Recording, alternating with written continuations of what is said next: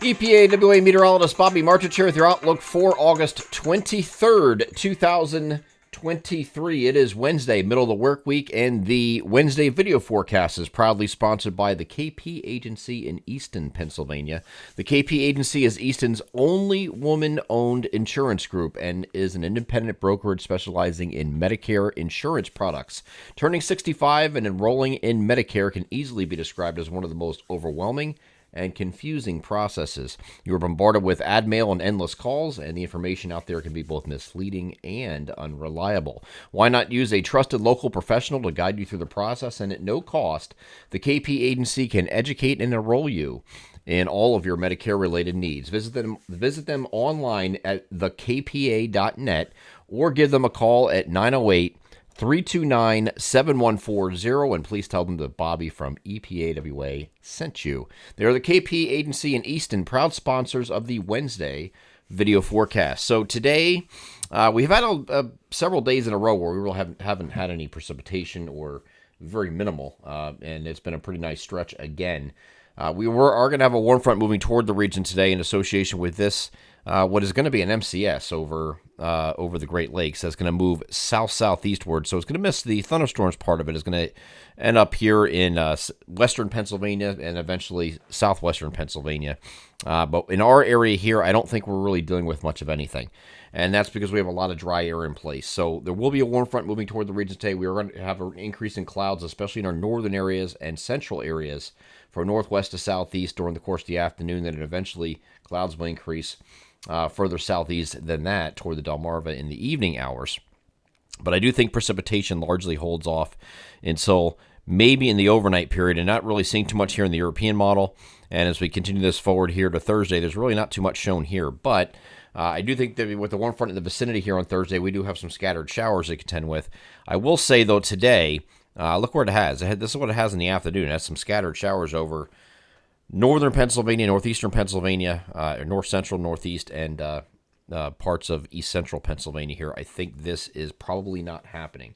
You might look at the radar and see, something indicating that it's, a shower coming at you or whatever, but there's a lot of dry air it's going to have to fight, so a lot of it will be evaporating before it hits the ground. I can't rule out that up in this area, and like up by Sealands Grove, Williamsport, those places, can see a stray spit or something, but that's about it.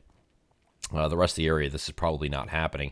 Now, once we get in the overnight and the warm front actually moves a little bit, closer to the region, we could have some scattered showers in the overnight here. Just some light stuff, though. This is nothing heavy at all. And this would probably be later in the overnight period after midnight that you see that anything that's just a very light rain or drizzle, and that will continue into Thursday. Here's that MCS, by the way, going across western Pennsylvania and then pushing off to the south. So there are some scattered thunderstorms with that. Not in our area at all, though, because, again, we have a lot more stable of an air mass with very little instability. So I'm not expecting anything at all during the over either the overnight tonight, which this is showing, or during the day here on Thursday. This is just some showers that are associated with the warm front itself during the day here on Thursday. Pretty persistent over northern New Jersey, northeast PA. Matter of fact, the Weather Prediction Center, which does the hydrology forecasts for the National Weather Service, does have these areas up here highlighted for a marginal risk for excessive rainfall. But I don't think it's going to be a lot. Necessarily for most of the region. The further south you go, it'll be less, it looks like. But there is definitely some scattered showers that will be present throughout the day here at different times on Thursday, and that's going to go into Thursday evening. Now, once we get overnight Thursday night into Friday, we have a warm front in the vicinity that's now moving off to the north and east. Warm front's up here. You're on this side of it now as this is pushing through, so you could get some thunderstorms on Thursday night. I don't want to exactly time these out because this is impossible due to a timing thing. I'm trying to give you a broad overview because there's nothing severe. We're doing severe weather, and I have a time frame I can give you on severe weather like 2 to 7 or 3 to 8 or something like that.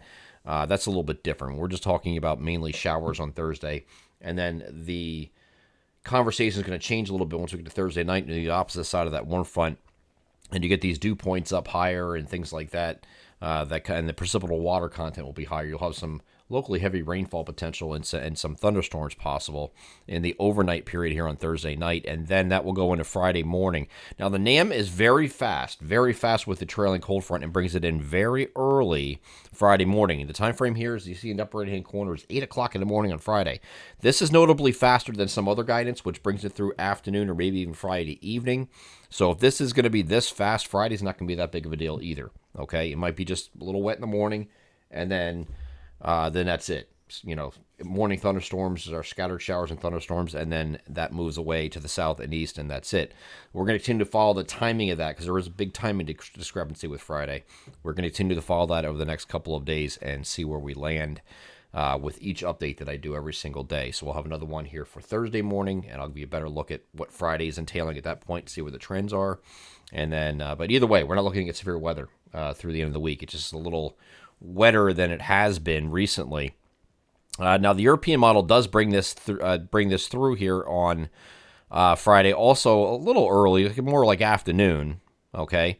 And then it has a break in here, and then it has more precipitation trying to come through here on Saturday, and I have to move it over to the 12Z run just so you can see what that does.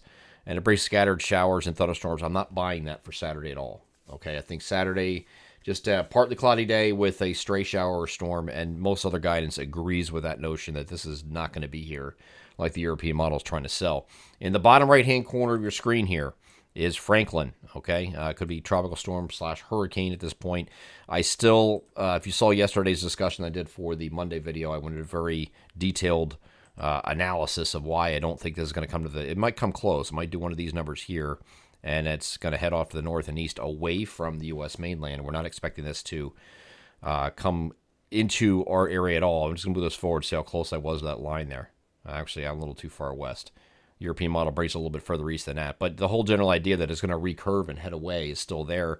And that's because we have a stable air mass over the northeast United States. There's a trough here, and it cannot go through a trough. So the trough is actually going to pick this up and send it northeast. That's what the steering flow is. Whether it's a tropical storm, hurricane, could be a Category 5 hurricane. Doesn't matter. It needs to follow the laws of physics. It can't just make up its own mind and do its own thing. So we do expect that this is going to recurve and miss our area. There could be some rip current issues along the shore points, though. So we will monitor that for our beach forecast that we do on Thursday, because this is going to be happening early next week. This time frame of this, when it will be at its closest point, and rip currents will be an issue, will be in the Monday-Tuesday time frame most likely until this moves away. But it does look like once we get past Saturday, again, Saturday I don't think is going to look like this at all. I think this is wrong. I think it's going to just be a stray shower storm, partly cloudy skies otherwise. And then Sunday, Monday, Tuesday looking like they're dry days, intervals of clouds and sun on Sunday, and partly to mostly sunny both Monday and Tuesday of next week. No precipitation expected to do those 2 days, and temperatures are going to still be slightly below average. We're not dealing with 90s, it looks like, through the remainder of this month. And we have temperatures next week. They're going to be like kind of upper 70s, near 80. Okay, so very comfortable stuff as we're looking like right now in the Sunday to Tuesday time frame. I'm EPAWA meteorologist Bobby Martich. That is your outlook for August 23rd, 2023. Have a great Wednesday.